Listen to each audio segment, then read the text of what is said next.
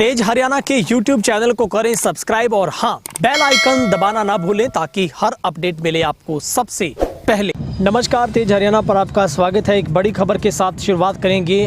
हरियाणा के ऐलनाबाद से आ रही है, जहां पर ऐलनाबाद सीट पर उपचुनाव को लेकर चर्चाएं जोरों पर हैं, लेकिन इस सीट पर उपचुनाव की घोषणा अब कर दी गई है। हरियाणा की ऐलनाबाद सीट पर 30 अक्टूबर को चुनाव होगा और 2 नवंबर को नतीजे आएंगे।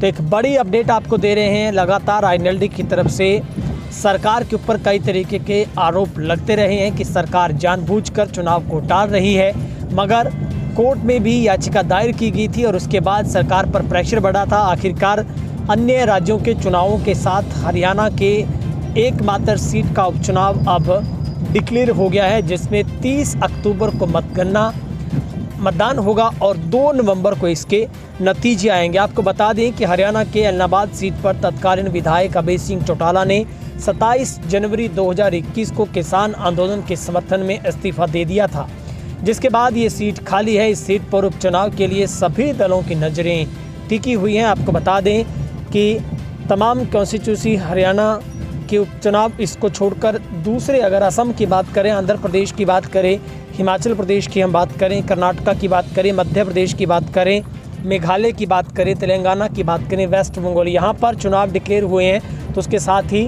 अब हरियाणा का एकमात्र उपचुनाव है जो ऐलनाबाद का, उसे डिक्लेयर किया गया है। अब सियासी जो सरगर्मियाँ हैं वो और तेज़ हो जाएगी, क्योंकि आईएनएलडी की तरफ से सिर्फ 2 दिन पहले ही जो एक ताऊ देवीलाल की जयंती पर जींद में एक बड़ा समारोह किया गया, क्या वो आईएनएलडी के लिए एक संजीवनी का काम करेगा? क्योंकि ओपी चौटाला ने वहाँ पर भी तंज कसा था कि अब तैयारियां सारी पूर्ण कर ली जाएंगी और जैसे ही उपचुनाव डिक्लेयर होगा तो उसके बाद हम सरकार को गिराने का काम करेंगे। अब ऐसे में देखने वाली बात ये होगी कि अब उपचुनाव में आईएनएलडी किस तरीके का प्रदर्शन करती है। क्या वाकई ही जेजेपी बीजेपी का गठबंधन इस सीट के बाद तय होगा कि बना रहेगा या फिर वो टूटेगा? क्योंकि ओपी चौटाला लंबे समय से मध्यवर्ती चुनाव होने की भविष्यवाणी करते आ रहे हैं। अब ऐसे में हरियाणा में गठबंधन सरकार के लिए सबसे बड़ी चुनौती से गुजरना होगा, वो है हरियाणा की एकमात्र सीट ऐलनाबाद का उपचुनाव, जो कि डिक्लेयर हो गया है। क्योंकि कोरोना की दूसरी लहर का असर कम होने के बाद जहां प्रदेश में सियासी सरगर्मियां फिर से बढ़ने लगी, तो इस बीच प्रदेश की ऐलनाबाद विधानसभा सीट पर उपचुनाव करवाए जाने की चर्चाएं भी शुरू हो गई थी, जहां पर ऐलनाबाद का उपचुनाव इसी वर्ष सितंबर माह तक करवाए जाने की प्रबल संभावनाएं चल रही थी। आखिरकार 27 जनवरी को अभय सिंह चौटाला ने 3 कृषि कानूनों के विरोध में विधायक पद से अपना इस्तीफा दिया था। उसी दिन विधानसभा के अध्यक्ष ज्ञानचंद गुप्ता ने उसे स्वीकार करते हुए ऐलनाबाद सीट को रिक्त घोषित कर दिया था और उसके बाद लगातार आईएनएलडी की तरफ से तैयारियां की जा रही थी, लेकिन कोरोना की वजह से चुनाव सरकार नहीं करवा पाई। मगर अब एक तरीके से दीपावली के नज़दीक चुनाव को डिक्लेयर किया गया है। अब ऐसे में बीजेपी जेजेपी के लिए भी इस सीट पर अपने कैंडिडेट को उतारना सबसे बड़ी चुनौती होगा।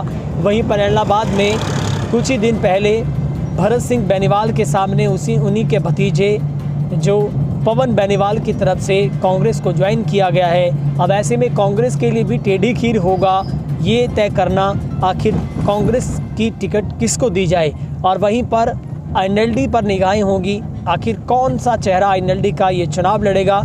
इससे पहले हम थोड़ा सियासी समीकरण देख लेते हैं। जाट बहुल ऐलनाबाद विधानसभा क्षेत्र साल 1967 से लेकर 1972 सामान्य, जबकि 1977 से 2005 तक आरक्षित रहा है। 2008 के प्री सीमन के बाद हल्का फिर से सामान्य हो गया।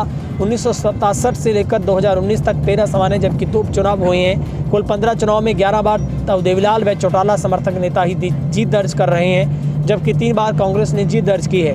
एक बार विशाल हरियाणा पार्टी की जीत मिली है। साल 1970 में हुए उपचुनाव में ओपी चौटाला विजयी हुए और 2010 के उपचुनाव में अभय चौटाला विधायक निर्वाचित हुए। उसके बाद अभय 2014-2019 के चुनाव में यहाँ पर लगातार विधायक बन चुके हैं। इस खबर को ज़्यादा शेयर करें ताकि तमाम लोगों तक जानकारी पहुँच पाए। यदि पहली बार आए हैं, चैनल को सब्सक्राइब जरूर करें। शुक्रिया।